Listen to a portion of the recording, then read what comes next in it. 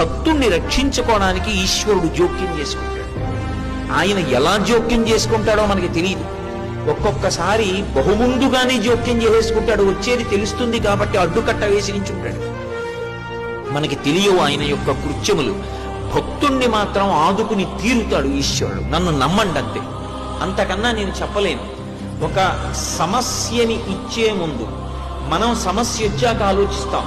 భగవంతుణ్ణి నమ్ముకున్న వాడి గురించి పరమేశ్వరుడు సమస్య ఇవ్వడానికి ముందు వాడికి పరిష్కారం ఎలా చూపించాలని ఆలోచిస్తాడు.